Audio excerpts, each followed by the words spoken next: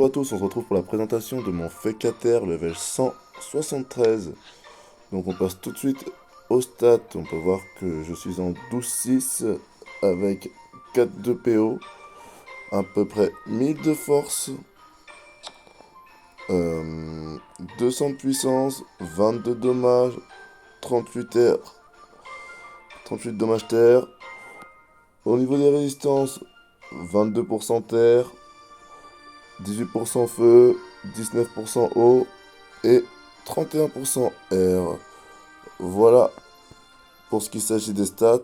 Et oui, la Vita, vous pouvez voir que j'ai 3939 PV.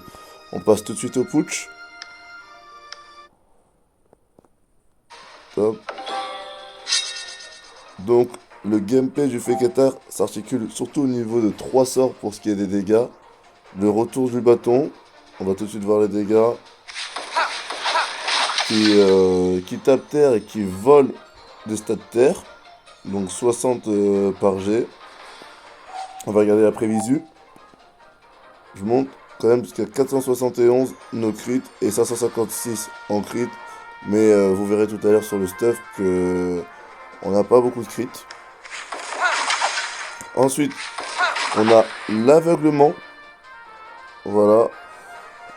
Qui passe de 315 à 343. Voilà. Qui tape en croix.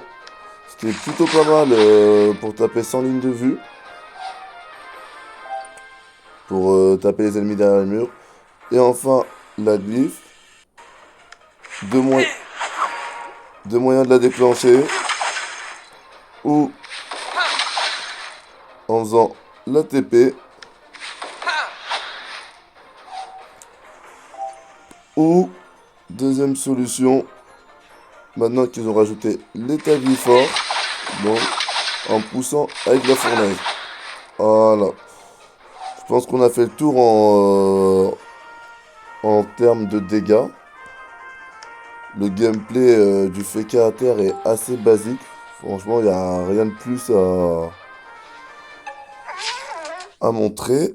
Du coup, maintenant, on va passer au plus intéressant, le stuff. Donc, le stuff, on est sur un mix de 3 panneaux. Pour moi, on peut difficilement faire mieux en termes d'assemblage de panoplie à ce niveau-là. Donc, on a la panoplie du guerrier Zot, le casque et la hache. Pour ce qui s'agit des stats des items, je vous laisse faire pause. Alors, ce qui aurait pu être amélioré, bah, j'aurais pu essayer de gratter un peu des exo-res ou des over-res pour aller chercher des res plus intéressantes. Mais bon. Donc, on continue. Bouclier du bûcheron, vous connaissez. Cap Solution, donc la panoplie Zombrulate, qui est très intéressant par rapport à son bonus panneau. Donc, avec les 3 items, on a 1 PA, 32 force, 52 vita, 10 esquive PA. Mais surtout, ce qui est intéressant, c'est qu'elle donne 8% terre. Et enfin, 10 dommages terre.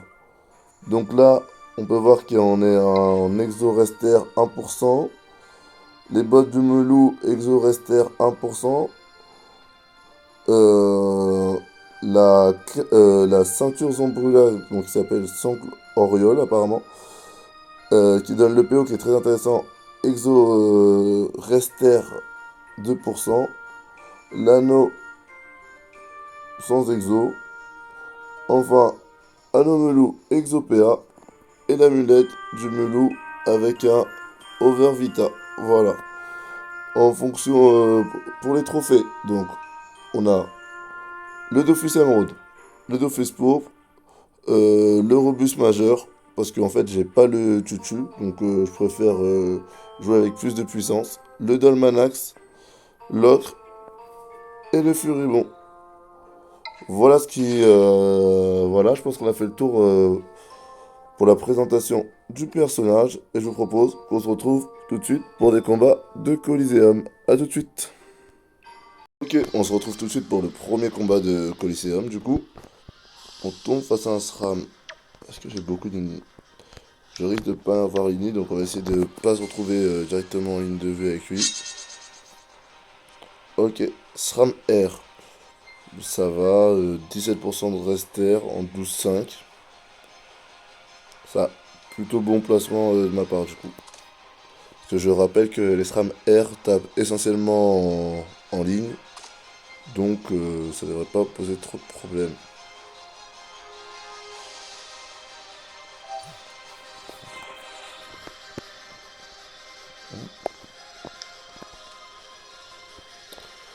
Parfait. J'ai la portée. Je pense que je vais me rempart DT1 et je vais mettre là-dessus. Ça me semble pas mal.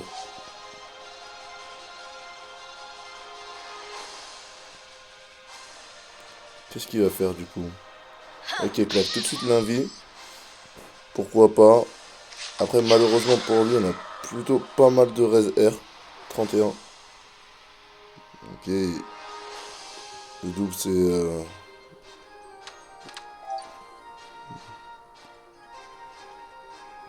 Je pense que je vais juste tempo son invie. Je vais même pas essayer de le chercher. Je vais reculer comme ça. Peut-être un aveuglement random. On sait jamais. Non. Je pense pas qu'il nous ait rush. Je pense qu'on va rester comme ça, on est plutôt bien. Qu'est-ce qu'il va faire du coup?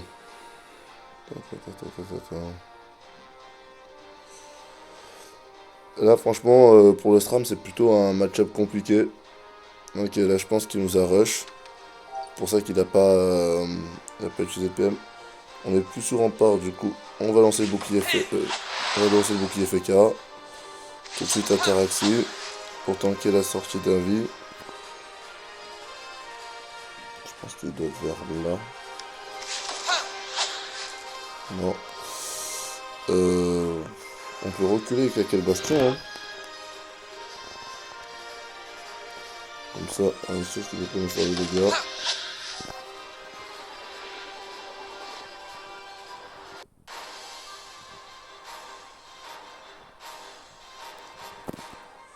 Je pense qu'il va reculer, je suis pas sûr qu'il nous rush. Ah si.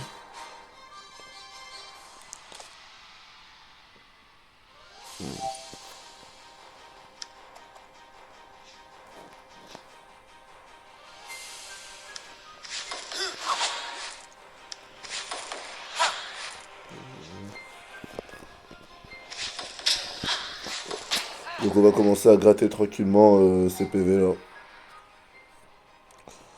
Non, honnêtement, SRAM c'est un match-up plutôt facile. Et contre Feka il peut pas faire grand chose malheureusement. Même en jouant bien. On est sur un full tour.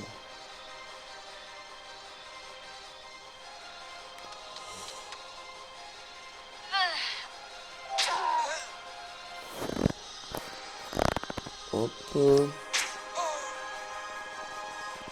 Ça c'est bien joué de sa part. Qu'est-ce que je peux faire? Qu'est-ce que je peux faire? Je vais simplement gratter à l'aveuglement.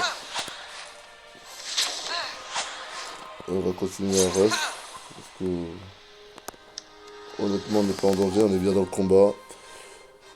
Et lui, je pense que prochain tour c'est fini. Je pense que prochain tour c'est fini.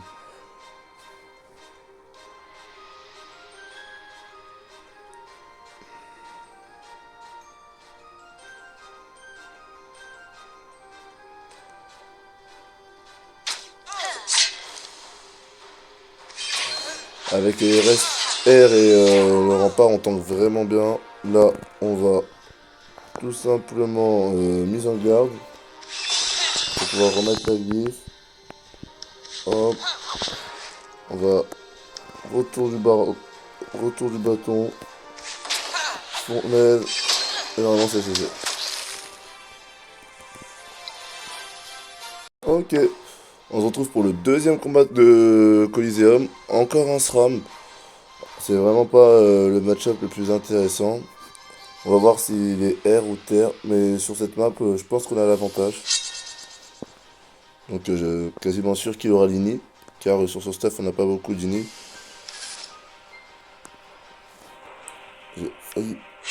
oublié de remettre ma hache de guerrier Zot. Bon, je sais pas ce qu'il fait. On attend. Je pense qu'au niveau du placement, on est plutôt pas mal. Putain, je crains qu'il soit ABS. Et c'est un peu relou.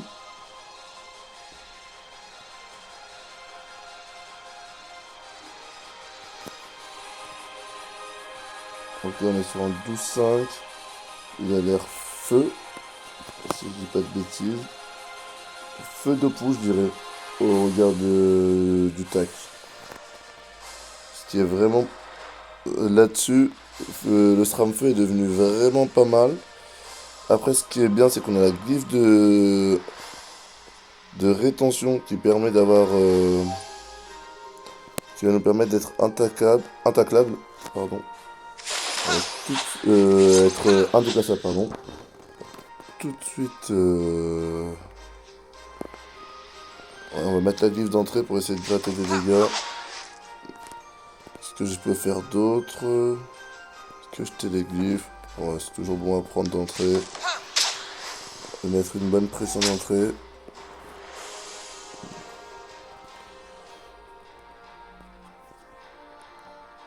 Qu'est-ce qu'il va faire Je pense qu'il va essayer de nous décaler contre le mur avec un répu. Et peut-être après. Ou Larcin. C'est le nouveau sort-feu. Ouais, je pense que je serais lui. Moi, je ferais Larcin ici. Et double coup sournois. Je suis pas sûr par contre qu'il ait les PM. Si, il a les PM, mais bien. Pourquoi je le vois en 7 PM?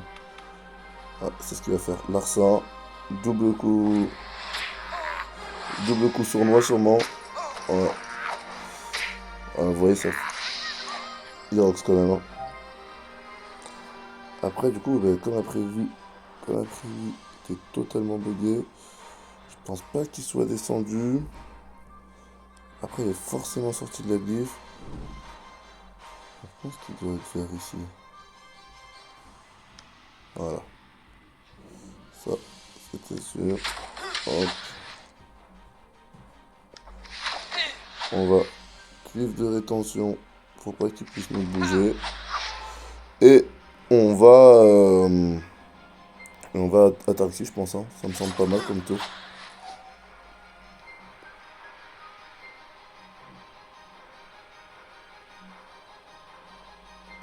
Si j'étais lui, je commencerais à mettre en place un réseau de pièges. Ouais, c'est ce qu'il va faire. Ouais, répu, piège mortel. Ok. Ce que je vais faire, c'est que je vais passer sous bastion. Ouais. J'ai le rempart qui part. Non, me dis pas qu'il connaît pas la livre de rétention et qu'il va essayer de pousser. On va pas l'épée à four, de toute façon. Bah, c'est ça, je vais mise en garde pour récupérer le piège prochain tour. Je vais bastion. On va. Boubou Feka. Ça me semble pas mal. Ataraxie. Et peut-être essayer d'aller casser ses pièges. Lucius. Non? Ok. Normalement, s'il me pousse dans son réseau de pièges, je prends pas les dégâts. Franchement, Feka, c'est ça qui est fort avec Feka, c'est que vraiment, t'as vraiment pas mal de counter pour éviter les dégâts. Et c'est peut-être un peu trop cheaté même, je dirais, Feka. Ça mériterait peut-être un petit nerf. Je sais pas comment le nerfer, parce que c'est pas trop un problème de dégâts. Déjà, l'effet Glyphor, c'est vraiment pas mal. Ah, c'est bien joué de sa part pour les Dopou. Il va gratter les Dopou. Et vous voyez que j'ai déjà la glyphe de rétention prochain tour. Qu'est-ce qu'il va faire? Ouais, c'est ça.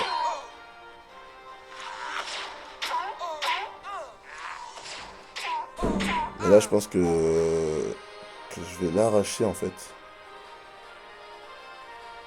Ce que je vais mettre. Oui.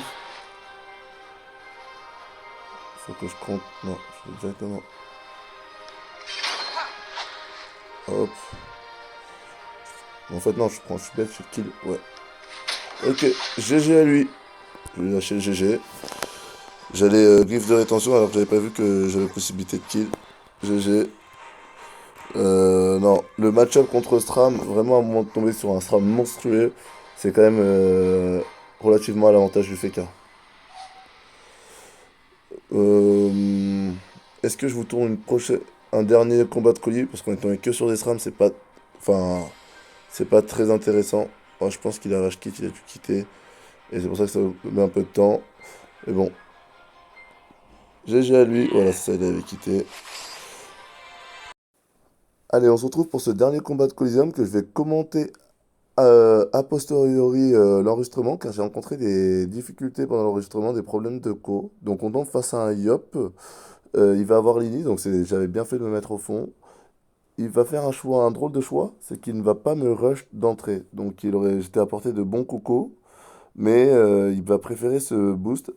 Alors pour tout Yop, je vous conseille, si vous avez la possibilité d'agresser, notamment en FK, avant qu'il se puisse se protéger, donc rempart, bouclier FK, Taraxi, tout le tralala, bah, je vous conseille de le faire.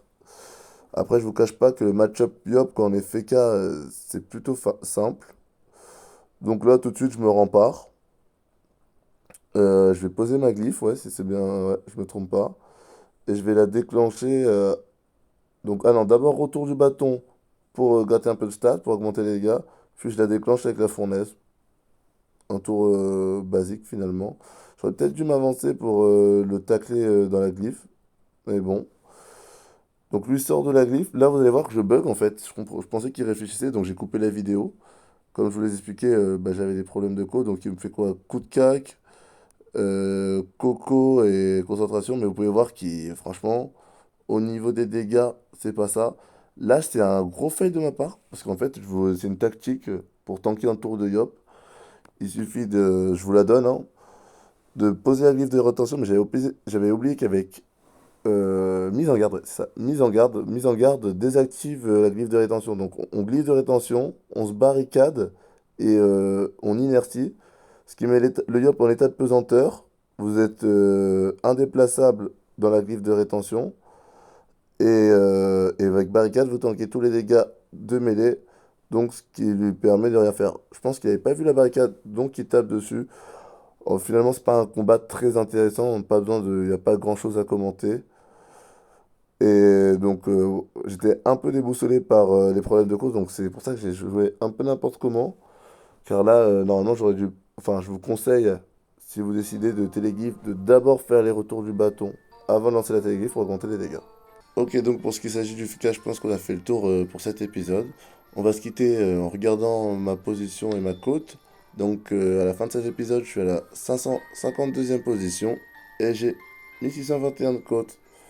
Merci pour avoir regardé cet épisode et on se retrouve très prochainement, sûrement avec la présentation de mon Zobalter.